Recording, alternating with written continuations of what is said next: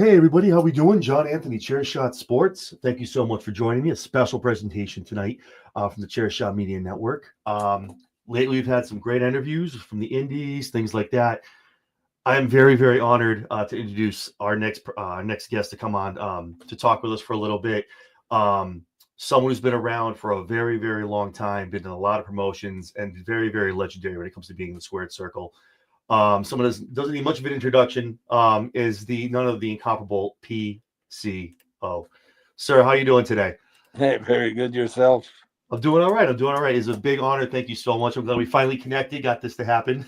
so So much easier when you don't have to deal with a guy named Russ. So it's things are getting easier for you guys. I was gonna say, yeah, I'll get a little easier on my end. It's He's funny you tough. said that. He's a tough cookie to deal with. When you have a podcast or a radio show or whatever, it's not easy. Yeah, we'll figure it out. But I'm just glad we finally got you on. So like I was saying before, we've had some people on, some indie folks. Layla L from WWE, she's an ex diva. You, sir, your career is legendary. I mean, it's spanning, 30 something years. Like, it's nuts what you've done, like, in your career. So just for people who don't know, and what's wild if they don't, kind of, where did you finally, I guess, at some point become like, when did you decide you want to be a wrestler? I knew when I was a kid. Well, hockey's big in Canada, and you start when you're 2, 3 years old. You go to the hockey school, learn how to skate and how to, your skills with the pucks and things like that.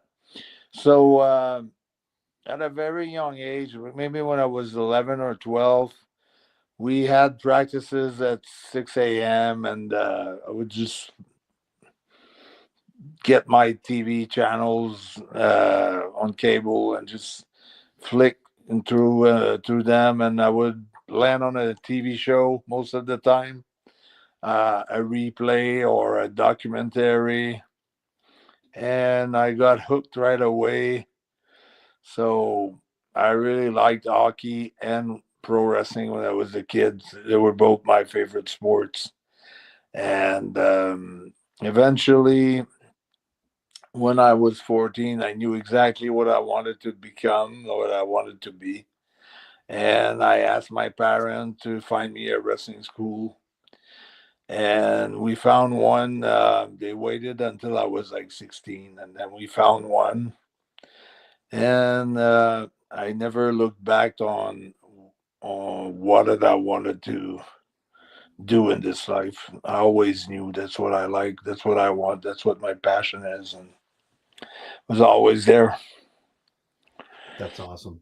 And watching what you do, I mean, it's awesome. Like, obviously, people who know you, you're obviously pretty big in stature, pretty big guy. For what you do in that ring, aerial wise, and just physically, is amazing to me. It's like some guys are smaller than you, can't move the way you do in the ring. It's amazing Yeah, to me. and a lot of people. I'm talking about this because WWE just released one of my match in 2003.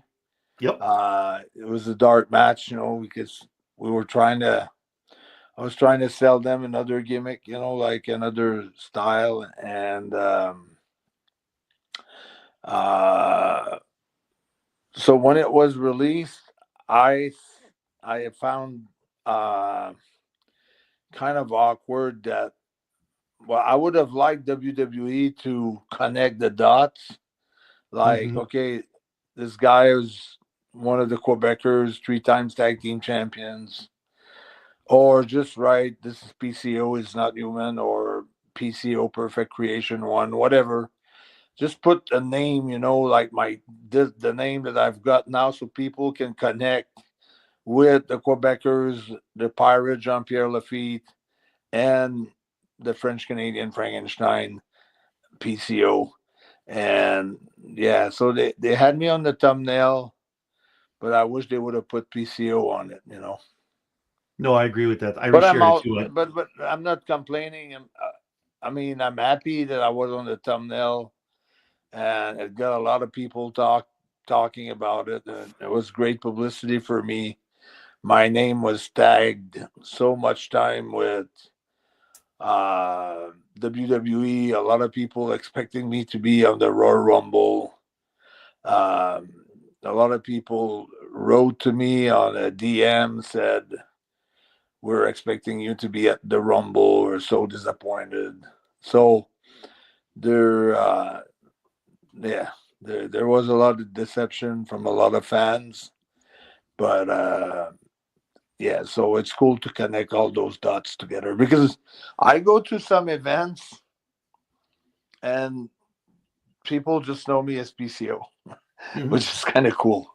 They don't know like the WWF days, the Yeah, they WCW don't days, know kind the of other part. where it all kind of started exactly. They just know like what they see in TNA and things like that. So And I found a new thing. Like I just came back from Ireland, and the new thing with Netflix now, and a lot of people are writing to me about this too. They go, okay, they know someone's coming to a town for like I was for OTT in Ireland.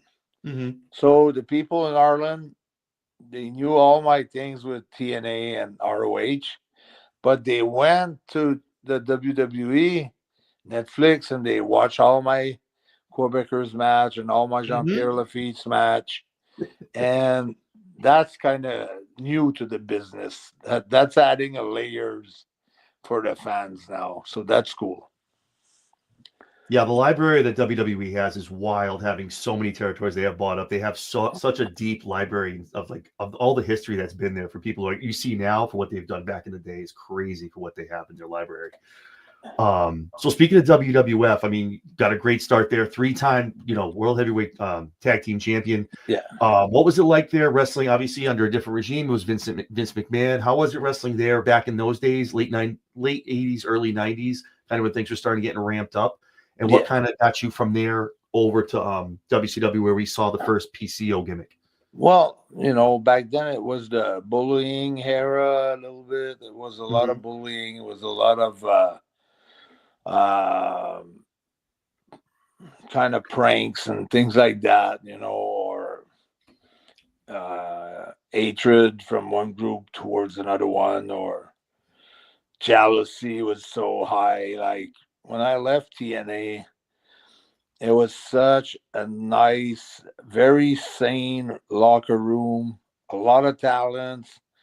Everybody was super competitive, but you didn't feel like you would get backstabbed or Hmm. anything like that. I felt like everybody, even if there was like different like little groups of people, you could join in any groups, have a conversation with almost anybody, and feel good to be there. And that was one of the best locker room I was part of. ROH was pretty good too, but Hmm. I was there too at the beginning when the split happened. Some ROH guy went to AEW, some guy stayed with ROH. So that one night was kind of different as far as atmosphere. But other than that, ROH we had a great team too. But I just feel like the TNA roster for the last 3 years, and I'm gonna give credit to Scott D'Amore because he was the architect. He put that dressing room, that locker room, that roster, that production team, the creative. He put it all together, and so 2024, as the year was going around, Hmm. we lost two riders. Jimmy Jacobs went to AEW. We lost Robert Evans, which is one of my. Jimmy is great, was awesome. They each have their strength.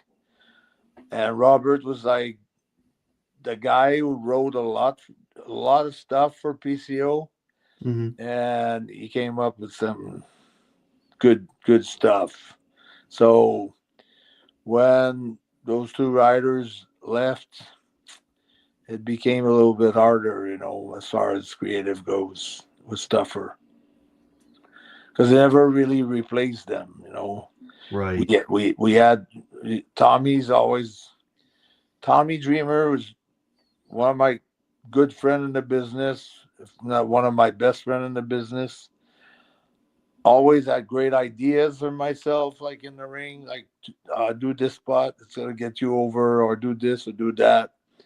Great mind for monsters and things like that, and Mm-hmm. for different type of matches. Great, awesome mind, awesome wrestling mind. But to sit down and write, for that many episodes and everything, I don't know if he does it. I really don't know. But I know as the main uh, producer or in charge of producing, he was great. It was great. Yeah, Tommy. So, Tommy but has a but we great eye. lost. We lost as we went on. We lost a lot of great, good pieces. I felt so.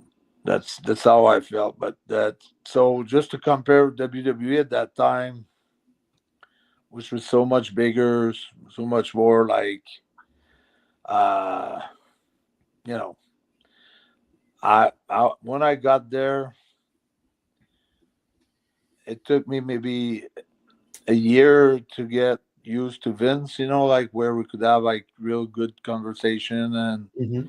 after maybe a year, he said, anytime you want to come into my office, you're welcome. So I was pretty tight with Vince.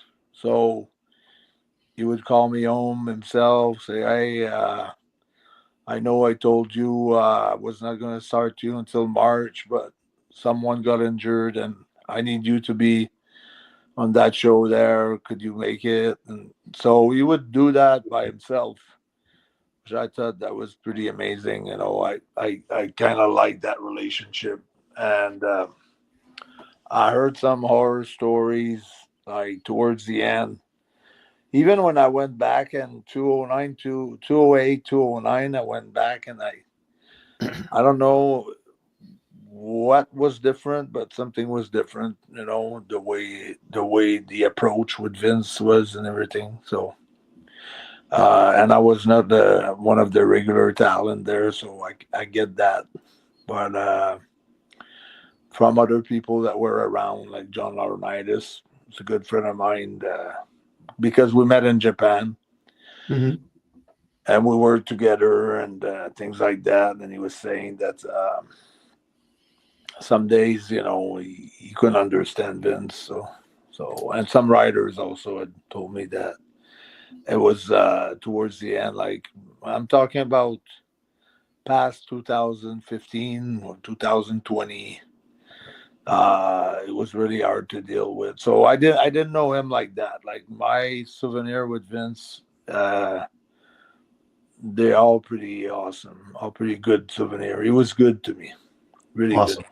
That's good to hear. I feel like that's what I hear from a lot of people, even like other people in WWE that we talk A to. lot of It's people hate him and they think yeah. he's a piece of shit and things like that.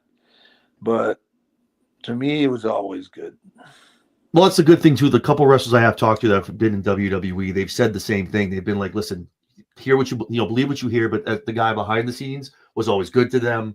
Was always you could talk to him just like you're saying. He'd call him, he'd go to his office. So I think it was a little But different what people saw to what he really was with the yeah, wrestling I'm talent. going So to tell you a little story. At one yeah. point, I was trying to get Frenchie Martin to be my manager, Mm-hmm. do a gimmick with Frenchie because I thought he was great. I really like him as a manager, and I was calling Frenchie, having conversation with him. I said, Frenchie, why don't you come with me to TNA or WWE? Like we could have like a hell of a gimmick together. And he said, listen, Carl, he said, Vince trusted me so much that when I got injured, he gave me a $50,000 credit card. And Wow. my surgery cost me only like 14,000 or something. And I paid the bills and I spent the rest of the money. But So I those are the got kicked stories. out. I will never be back in pro wrestling again. But those are the stories that you hear that Vince did a lot of stuff for a lot of people. I mean, there's always the horror stories and what we know is what we're going to know, whatever that gets out. But I Yeah. feel like everyone I talked to, the guy helped out people that he liked, He he trusted trusted. him so much. He gave Yep. him like a big amount of money on the credit card, and That's Frenchie crazy. busted all up. Man, wow. So from WWF and WCW, and then you talked a little bit about Ring of Honor and TNA. Between that span, you kind of retired for a little bit from like 2011, like 2016. Well, What it's led just that, you know, Good. 2009 was like, I went back. Mhm. I did a match. I did one against Dreamer. I did another one, and at that time, I think Vince despised UFC, because I did hear a story that from Vince himself. I saw that not too long ago, where Shane wanted to buy UFC, and Vince says, "You're gonna have to stab me right here, if you want to buy the UFC. I've heard that story. You're gonna Stab have me to do. right Yup, here I've on heard the that heart, just story. under my neck, Yup. because when I wanted to buy my dad, if he didn't want to sell to me, I was gonna stab him anyway." So some crazy story like that. So I'm having like a full MMA style, and that's the way I want to go for my tryout. Hmm. I got the mohawk with a different shape, uh, super cool looking mohawk, like very very MMA, and so I spent a lot of time on what I wanted to do in my match, and about 10 minutes before my match, Laurinaitis came back to me and they said, "I'm going to help you, Carl. Vince hates fucking UFC, and he hates your haircut and your costumes, and just Oh man. I'm going to have you shave your head." And I should have said, "You know what? If he doesn't like my style, I'm just going home." And I regret that I didn't stood up there for myself. I should have went home, and I let them shave my head, and it fucked up the whole gimmick. It was Yeah. not the same when I walked in. Plus, it fucked up my spirit too, because that's 10 minutes before my match, and that was a huge angle that I shot,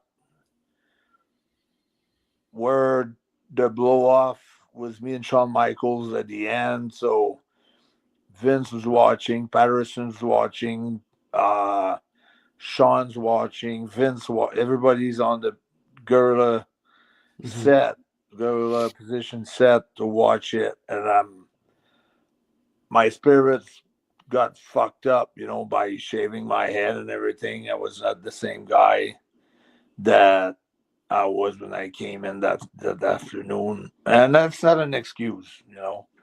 And all my stuff was MMA stuff, so they hated it, so Oh man, didn't work out. that's unfortunate. Yeah. So after that, I felt okay. Indies were not that strong, Mhm. and other than the Europe, where I had spent the last 3 or 4 years prior to those tryouts, um, I I didn't see any other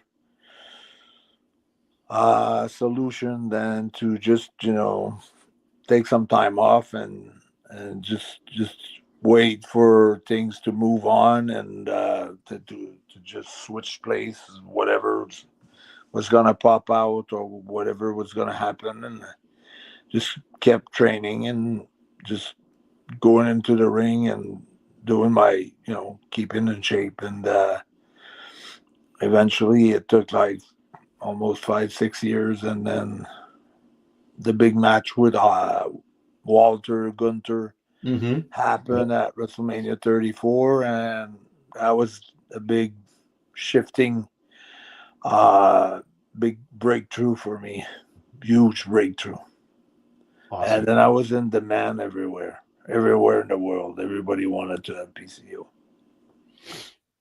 Yeah, So when you came into Ring of Honor in the 2000, like later on, like you destroyed it there. Tag champ, world champion. You did so much Ring of Honor, yeah, but I really think the best part of your work with the PCO, the Frankenstein, is TNA, man. The way you were even portrayed, your entrance, the whole way to the ring, that itself was such a great presentation. Was that the whole thing? Was that your idea? Was that Scott Demore kind of just like bringing you to life and having you come out to the ring? Was that? yeah. I think that was Scott. That was me, and I think Robert Evans got what I wanted to portray as this monster. Mhm. They got it, like the Ring of Honor was mostly a wrestling company. They got it because they did a great entrance at Madison Yep. Square Yep. Garden and things like that. But they never nailed it down like they did in TNA. TNA really nailed it down. Like it Agreed. was, it was Scott. Scott was great with it. Uh, Robert was writing the stuff. It was so awesome. Uh, and that's and then even Jimmy, everybody got it. So that was the greatest thing about TNA that's got the more era, basically. Because once the writers left, I felt like I was back on my own. I had to Mhm. come up with every ideas and every writing stories or every program for different things, and other people were pitching in, and they were pitching in for themselves, which is okay. The business is about this. But Mhm. I had people pitching in for me, Oh, okay. which was kind of cool with Robert and Jimmy and Scott. So they really got it. They really liked the whole he's not human and he's a French Canadian Frankenstein. And they got it down to the perfection with the budget that we had. You take that character, you put it to AEW with a good team, or to WWE with a great team of writers. Sky's the limit. You Oof. haven't even reached. With You've just seen the point of the iceberg. You know, with because I mean because AEW budget too. wise, you saw what they did with Bray Wyatt or Wyatt Six. That didn't get over that much, but you could tell if they want to push something that is like a different character that really stands out. Hmm. They they have all the money in the world to do it. It's easy for them. And that's what I was going to say. AEW can do it too, but if that was the case in WWE and they wanted to something like that kind of interest in TNA and a WWE budget, wow, that would be cinema. It'd Insane. be epic. And yeah, epic, insane. Wow. Yeah.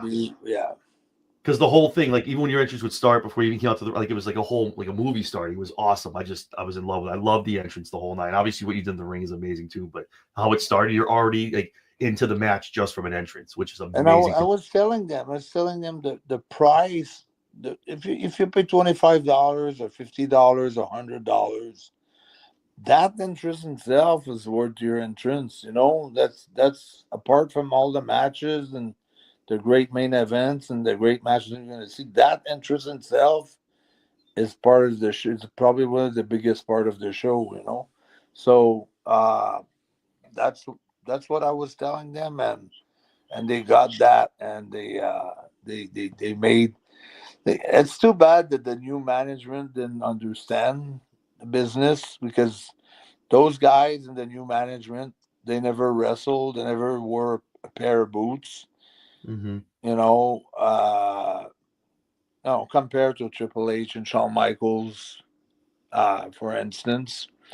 Uh, but like Tony Khan, like he's well aware of everything that happened in the business. He hmm knows every date, every wrestlers when they won their title. Like he's like very knowledgeable.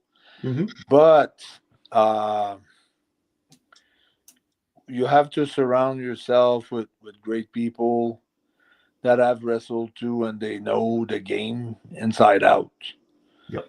So, and I think when someone knows how to surround himself with great people, uh, I think that's tells a lot about success. That brings a lot of success.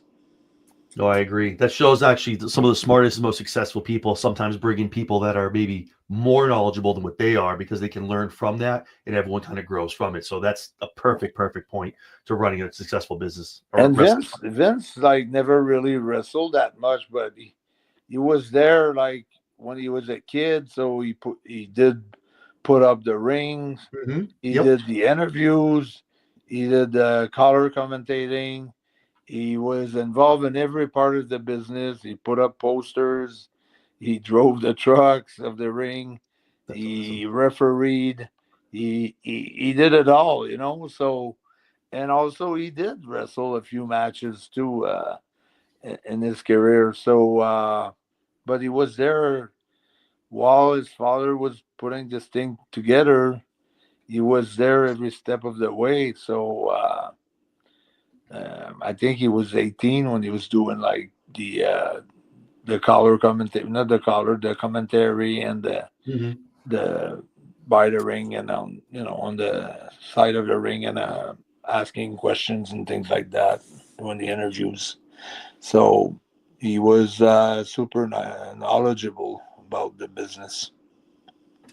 And that's one thing I'll say too, to go back to what we were talking about, Vince. And you can say it, you can hear what you want or believe what you want, but without that man and his brain, we would not be sitting here with what WWE is and what wrestling is today. He's definitely he definitely birthed what wrestling is right now and entertainment kind of style for everybody in AEW, TNA, all of them. So um, yeah, Yeah, we can say he did a lot of things wrong, or we can hate him for different things, but you can take that away that nope. he totally transformed the perception of pro wrestling. He made it like a worldwide sport as as as much as the Super Bowl or anything like that. Yeah.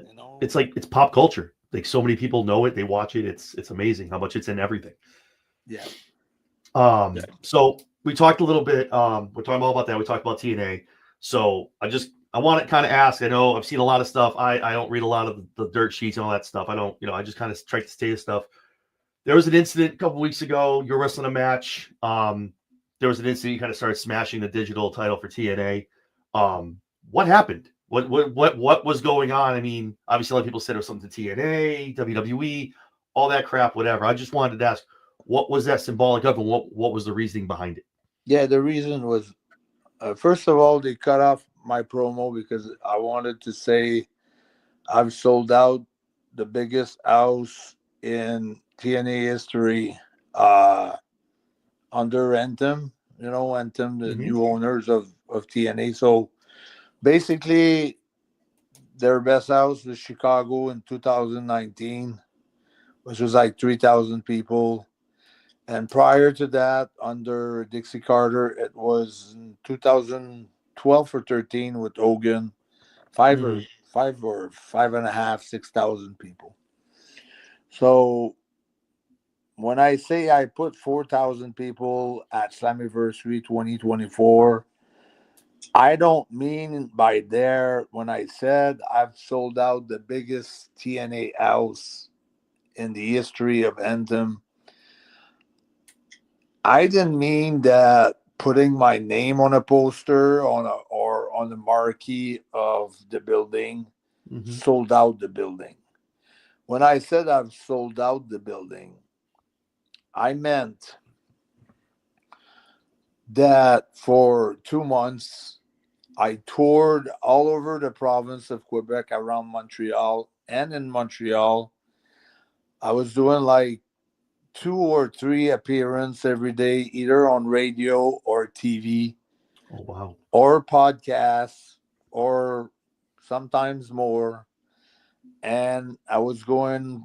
and I was doing like some personal appearance on, uh, let's say, a big restaurant with a bar that was jam packed, and they would present me.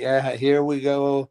We got PCO here. Is going to be one of the main event at the Verdun Auditorium for Slammiversary TNA July, and then we would like do a contest, and then the winner of the contest would spend some time with me. I'd give him a sign autograph, and I would invite That's them cool.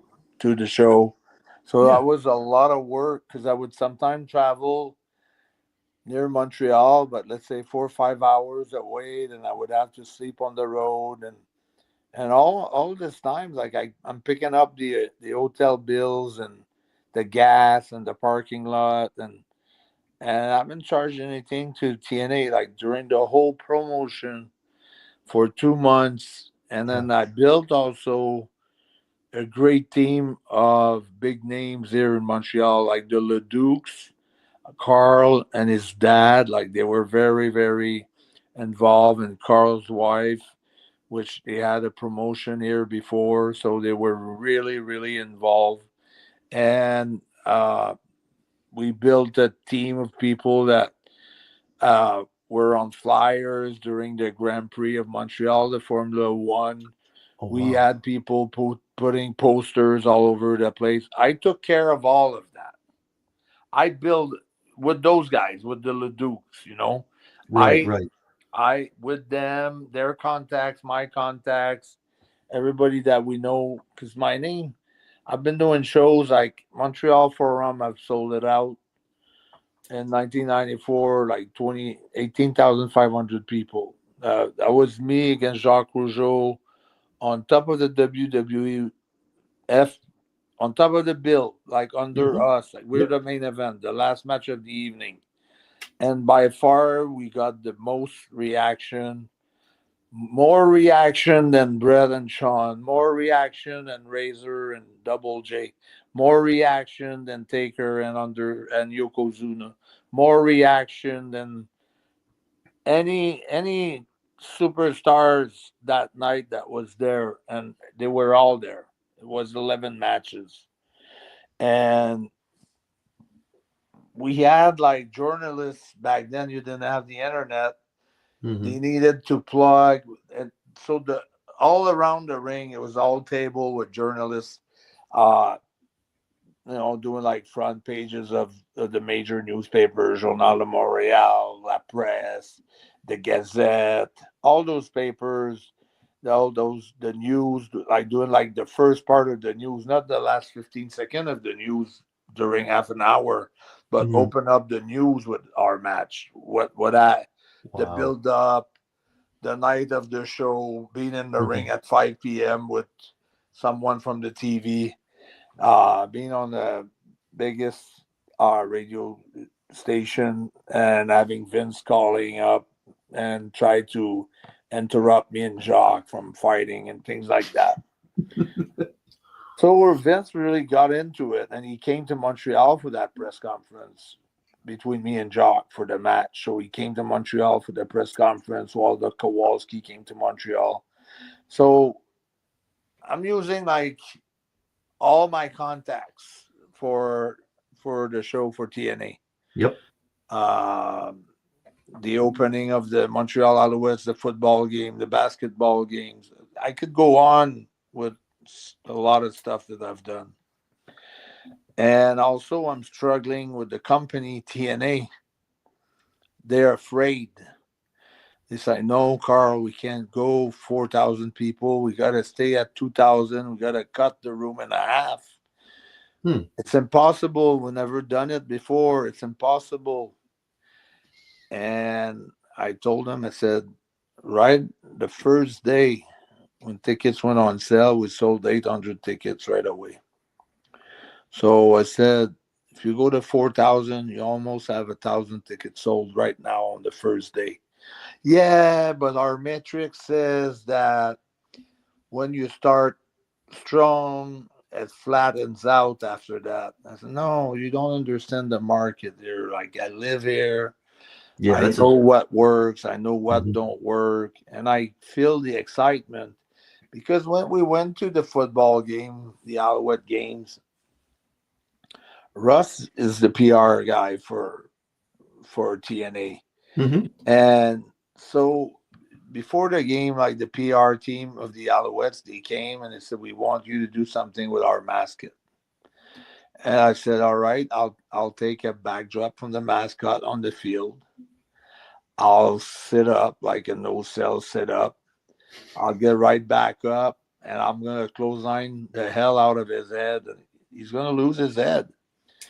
And Russ, "No, PCO, you can't do that. You're gonna turn heel right away. You can't clothesline the mascot." And I told Russ, "Watch me go, watch me go." And now I know you're afraid, but wait after it's done and tell me what you think. So I do that spot with the mascot. I clothesline the hell out of him. The guy is knocked out. The guy was cool too. We talked before and after. He was cool. That's awesome. And and after I gave him the clothesline, I opened up the cage. So the Alouettes, it's like a bird. And so they came out of the cage. Mhm. Yep. And people start chanting PCO, like 20,000 people, PCO, That's awesome. PCO. And I go to Love it. Russ, "Can you feel the excitement? Why they don't open up to 4,000 seats?" "Well, we got 20,000 people here chanting my names. Don't tell me we're not going to sell another 1,000, 1,500 tickets right here today. For sure, we're still like a month and a half from the show. Why they're waiting like that to open up and say, because it's an extra buzz when you go, okay, we're at 2,000 capacity seats. Now we're open up full blast. We're Mhm. going full arena. And my thing was always too with them, as long as you will have general entrance, you won't have seat people pick up their own seats at either price, whatever the price is. Mhm. It's harder to sell out because now it's like you have like seats where you can sit anywhere as long as you get there early, Yep. which is it sucks because if you're a real true fans and you want to buy your tickets 2 months in advance, you're gonna buy the best seats. I'm that guy. I'm that guy. Yeah, I'm the guy and buying my tickets and 2 and months when early. the buzz is too big and it's too hyped up and everybody wants to be there, they don't care if they're in the pit. They want to be part of the experience. Mhm. Yep. And I'm telling them how it works. And they said, "No, we got to stay like that, general admission, because if we're not full, it's easier to move people." I said, "Listen, it's the same price.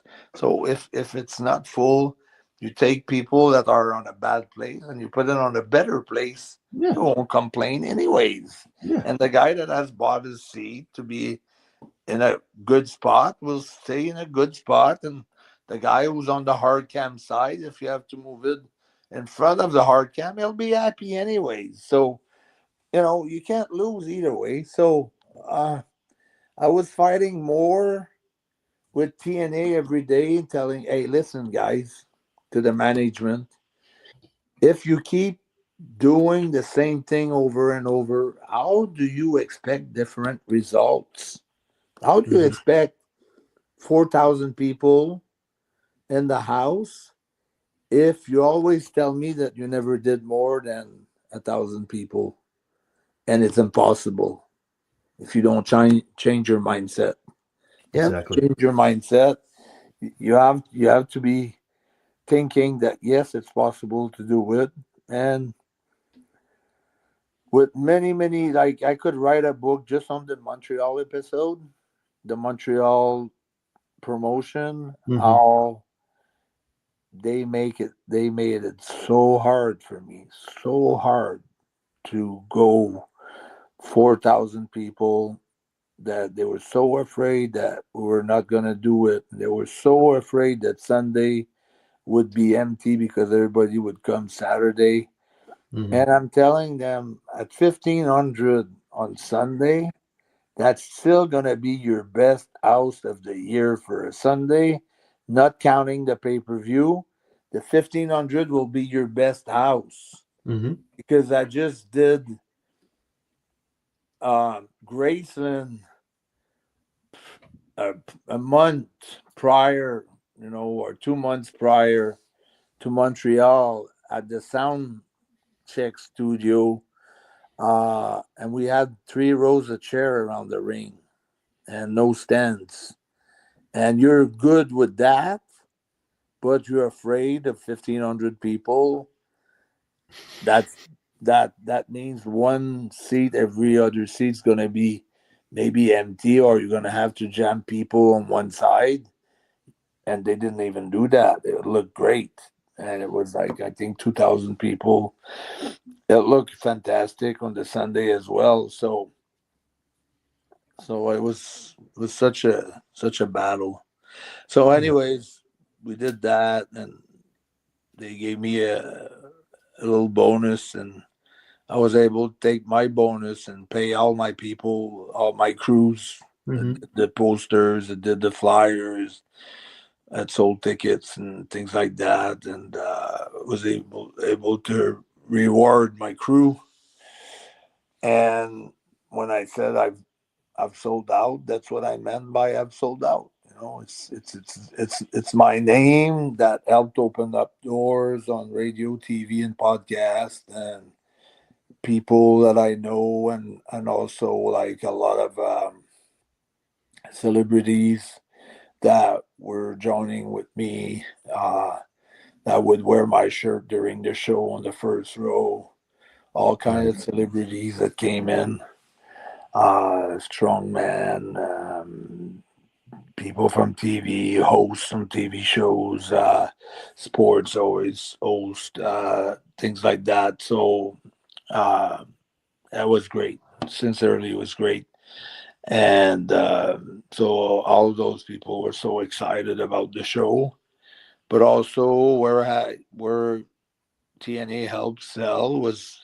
I told him I was asking for a package. I wanted to have a package that showed maybe Hogan and the Steiner brothers or the Road Warriors or Sting and all the names all the way to PCO and Joe Hendry and whatever Nick Nemeth and Matt Hardy or whatever. Mhm. So they never provided me any packages for that the way I asked for it.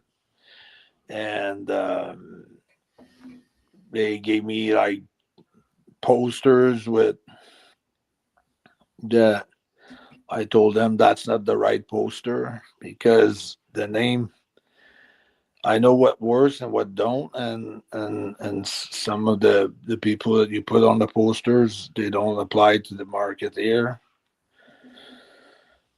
And they said, "Well, we're not gonna change it." So I did it anyway with what I was given, Yep. but it was a hell of a fight. And I asked for a budget for radio. They told me radio was past time, like it was bad. We're not in the 2010 years anymore. But Wow. I Okay. told them, well, there's traffic every morning and it's traffic and the, Mhm. the, the go to work and the come back at night is always full of traffic. People, they're not listening. All of them are not listening to YouTube or their iPod. A lot of them are listening to radio and contests and Yep. what's happening in town and things like that. So it was super hard. We did it. The production was great. Production of the show. Yeah. So it didn't look like Agreed. a cheap show. It looked like a WWE show, which was kind of cool. And people were impressed by the talent. They were impressed by the show. But that's like I said, I've sold out your biggest house. I've sold more T-shirts in one night than any other TNA superstars in 2024, including every name that you, Joe Hendry, Jeff Hardy, Yep. name it. And that one night in Montreal, I sold more shirts than any of Wow. them. And but it's not a knock on them. No. It's no whatsoever. It's No. it's just what I did accomplish. That's it. Right. And I think they like that, and like with the bonus, they I felt like okay, they appreciate my work. At least it paid also for some of my expenses that I put Mhm. in. And then they said, no, we wanted the bonus to be for you, so we're going to help you out with some of your expenses. So they paid some of my expenses, and then they were saying, uh, you know, we want to have the title on you until next year. So in my mind, it was okay. So I'm rolling over the next year for my contract. So I saw a bunch of red flags. I feel like I should have asked for my release, but I was in a comfort zone where I really loved the roster, every one of the boys, the production team, like I named it all, and the creative team. And I trusted them, I trusted them. And then he came back to me on November saying they want to resign me. They made me an offer. We discussed an offer. They said yes. I called them. Does the contract come in on my email? Mhm. Well, they said we're going to talk in December in Atlanta. The last show of the year was Final Resolution. So the 13th, which was Saturday, I believe, or Friday of December 24. I see everybody come up and down the stairs and going into the office, and a lot of people quitting because of the pay cut. Mhm. So I'm guessing, okay, so the new deal, the 3-year deal with WWE, so you can have their talent for free because they're gonna pay for them. You can draw bigger crowd, but it's not TNA that's gonna draw them. It's gonna be WWE that's gonna draw them. So I don't think they'll ever beat my record as TNA because they're not TNA for the next 3 years. They're TNA WWE. Mhm. Agreed. And so that will never be beaten. I don't think their shirt record will be beaten either. Uh, but that's not the point. The point is that I went down and they said, okay, we changed the deal. So I said, you gave me your word, you promised me, you look at me in the eye, and to me, that's a contract. That's Mhm. when I Yep. did that with ROH and AEW. The next day, they said, don't sign with ROH, come with us. I told them, well, they flew me to Baltimore. They showed me all their facilities. I shook hands with them and I looked at them in the eye and I gave my word. That's a deal. Yeah. I can't, even if you're having something great for me, we really agreed on a good deal of money and good creative and everything. I can backstab them like that, and I'm sure as a company you would appreciate that from me either. If I make a deal with you and I don't make the deal with the others because I got a deal with you, you would appreciate that. I Mm. Anyway, I would appreciate someone like that. So I think they got it, and I think they respected that. And TNA did not do that. So he changed the deal. We made another deal to extend at least to me dropping the titles on the two titles, the international heavyweight titles and the digital one. Mm-hmm. And so we had a deal on that.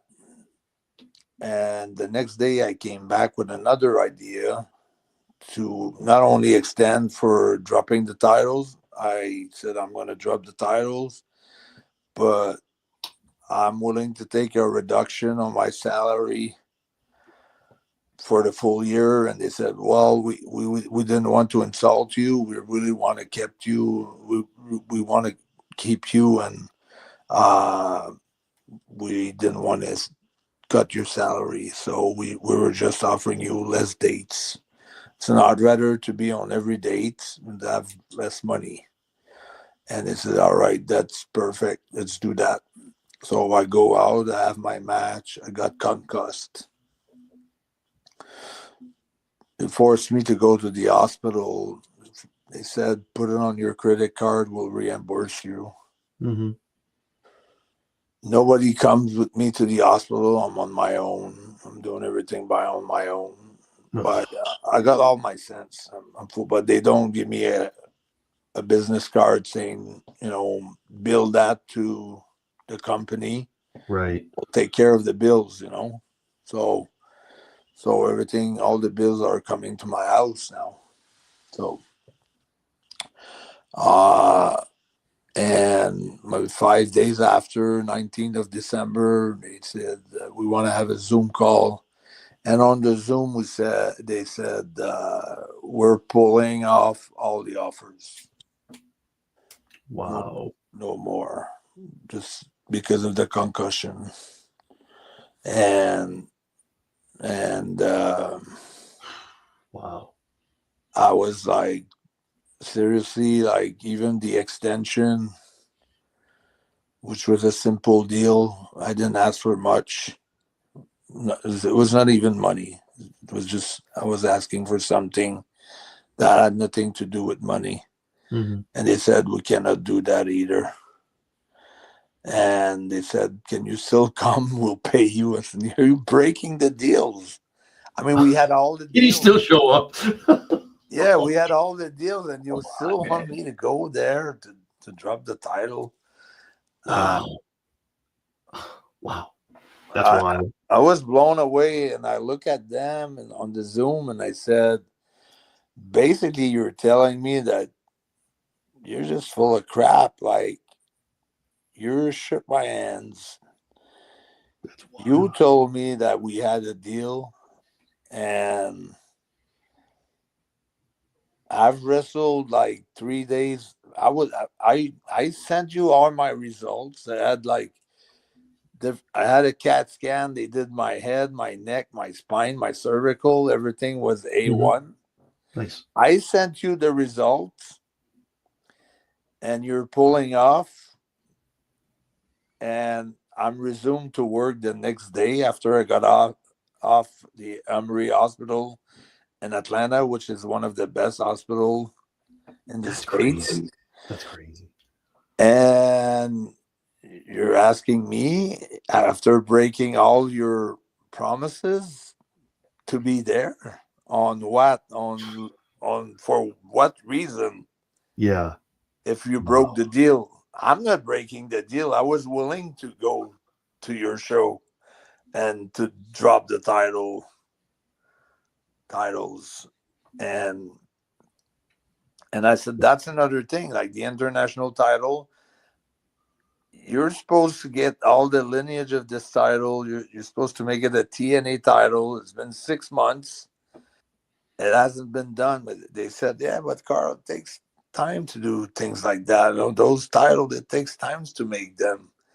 And when I crushed the media title, the digital whatever piece of crap, because when I dealt with them from Montreal, I didn't want that title. They said, yeah, we'll put you with digital champ. I said, I don't want it. Like, who wants that title? I mean, it doesn't mean anything to anyone, anyways. Yeah. I'd rather have the international title, which Aku at it, A lot of history. the Bloodline, Oh yeah. Kowalski, Lutez, Bravo, Martel, Vachon. Billy Robinson. So Abdullah the Butcher. It goes on and on and on. The other title, to me, you can throw it in there, but I don't care about it.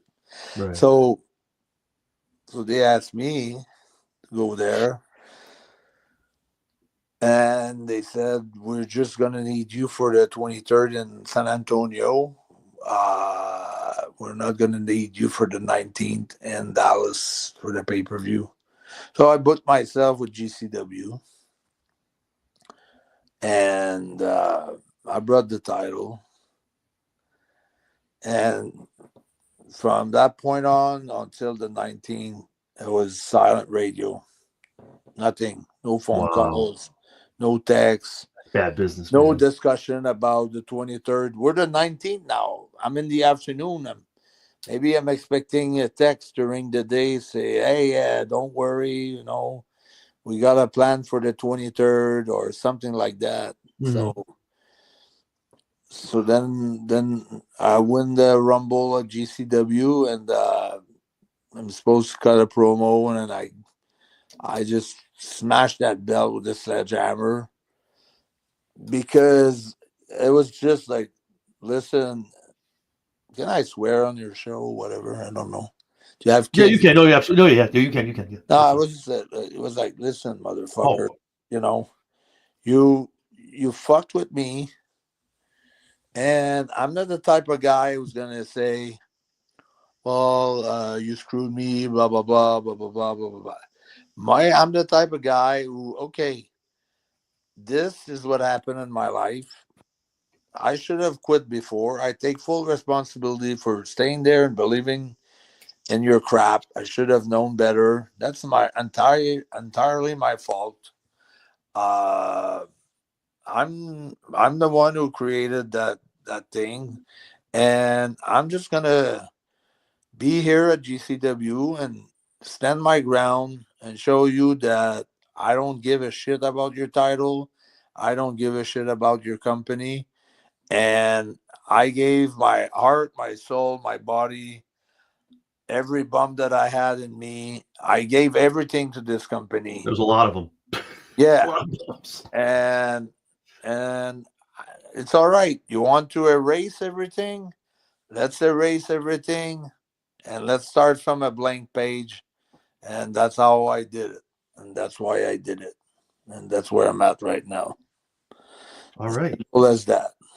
Well, I, for one, obviously, I'm a wrestling connoisseur. I've been watching this since I was 5 years old. But that and just taking away everything and talking real shit, like that's such bad business to do that to someone. Maybe a new person. Not that you should do it to anybody, but someone like that. Your name and your notoriety of how long you've done this in the business. That like you just kind of throw them out the pasture and just we know better than you guys. It's just Well, I that's don't the know. difference That's with wild to Scott. hear all of that. That's the That's difference wild. with Scott knew that, you know, I'm trying to install myself as, someone, and I'm not gonna say his name because I want to be at the same level that he is. I'm not at the same level, but someone like Sting, or because you wrestle until he was 65 and he was on top of his game, Yeah, absolutely. and and and and people are very, very, that's what they don't get, that part of the age where eh, people are inspired by a performance by someone older. It Hmm. inspired people. It inspired the parents and their kids. My fan base is the young kids and their parents or their grandparents. The three generation, they all fans of PCO for different reason. Kids like monsters, and their parents or grandparents, they can't believe that I can moonsault or Yep. spin my back on the apron, or off a stage on the cement floor, or all kind of things like that. That impress people. That inspires people to do something with their lives that maybe they thought, maybe I'm too old to start a business, or maybe I'm too old to, uh, you know, get in shape or do this or do that or whatever the plan is. Well, I feel like the management didn't get that. Mm-hmm. And that's one thing that I have to give credit to Tony Khan. He gets that. He got that with Sting. He booked him like so great with Darby and everything, the way they Well, that did it. last year was amazing booking. Yeah, he Amazing, did amazing. amazing with Sting. Yep. Amazing. Uh Big fan of his. Uh they're they're great with Dustin, you know. They're taking care of him. Jeff Jarrett. And even Billy Gunn. Yeah, done too. And he gets that at least, you know. And I thought that I could be the Sting of TNA, you know, or something similar, you know. But, you know, sometimes what we see is not what the others see. So it's all right, you know.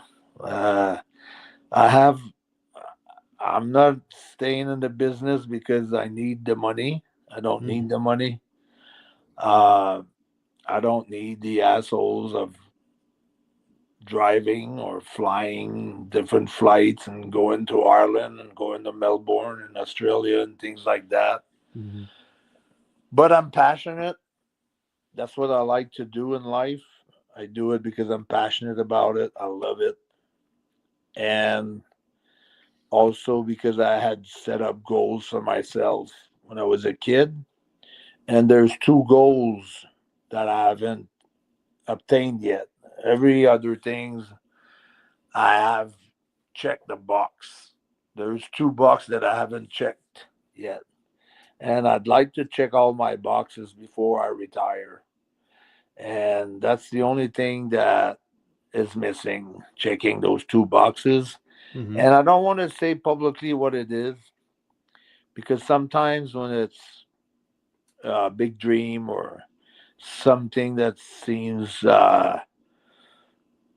not doable or impossible, it brings a lot of negativity, I agree. and Yeah. I don't need that.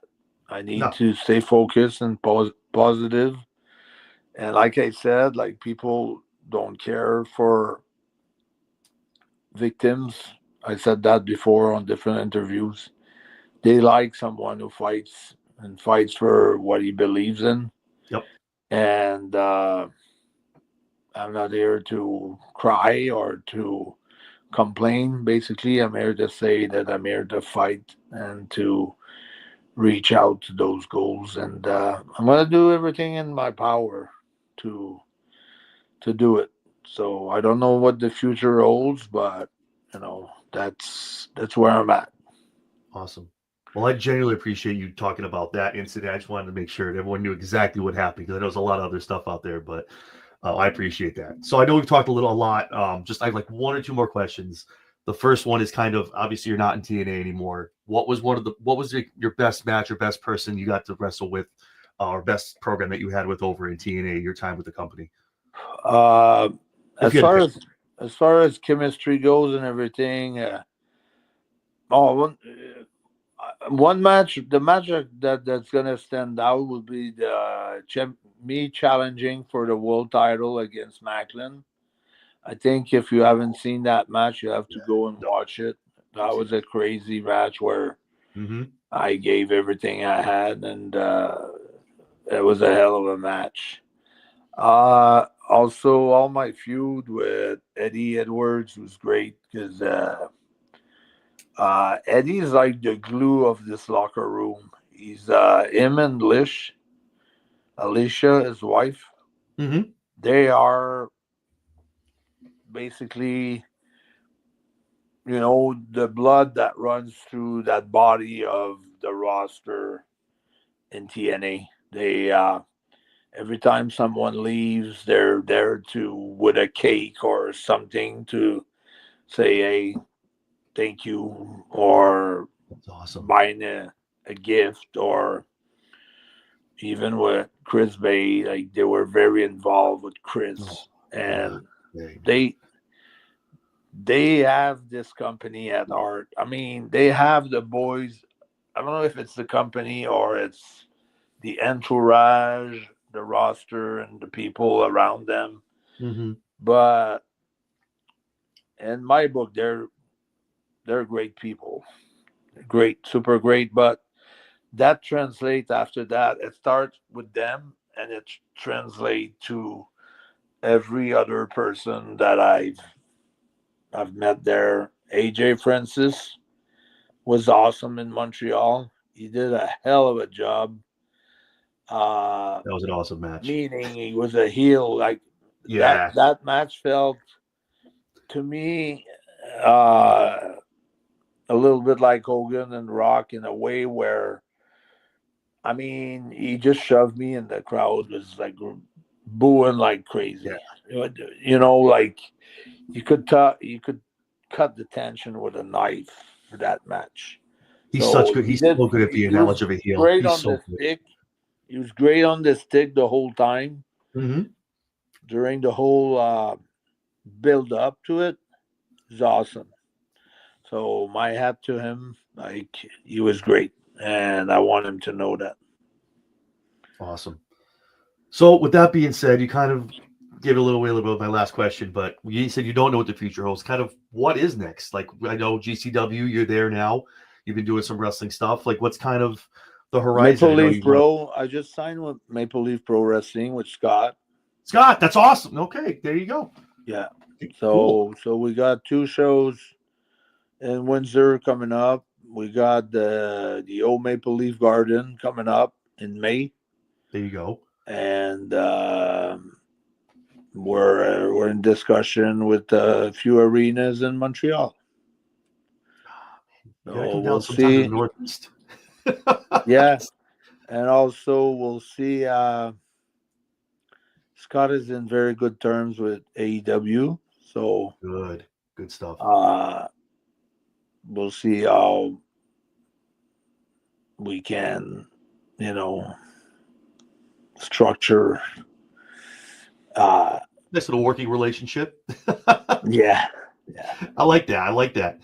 Awesome. Well, listen, Carl, this is amazing, man. This has been something I wanted to do for a long time. I'm glad we got to connect, finally make this happen. I'm honored. I appreciate you taking the time. For those of you that are watching and that know who you are, want to follow you, either like what you're doing now on socials, where can everyone find you on social media and to follow you and keep up with what you're doing? Yeah, the one that I mostly am, respond to people or retweet their comments and things like that. I'm very active on X, Twitter, as PCO is not human. Also, PCO is not human on Instagram, but it's hard for me to respond to my messages because I got a TikTok, PCO is not human. I got 2 Facebook. So I'm trying to answer and respond and things like that. But, I'm a very busy person, so it's hard to do all that. I try to do my best, with the bookings and the calls and the flights and booking the flights with the promoters and things like that. And there's a lot of things to work, but and doing some podcasts too here and there. So appreciate it, man. No, really, I'm glad we were able to figure this out. This is great. Yeah. No. Awesome. Well, I look forward to seeing you on TV more. Hopefully, that's AEW, wherever else you might end up. I look forward to seeing more of you on television because I'm telling you, watching the runs that you've had from TNA, the Ring of Honors, all of that, I can't wait to see you back on television more so on a weekly basis. So I'm excited for that. All right. Thanks. Awesome, guys. So, awesome. For PCO, guys, I'm Johnny Anthony, ChairShot Media. Thank you so much, guys. We'll catch you later. Thank you so much.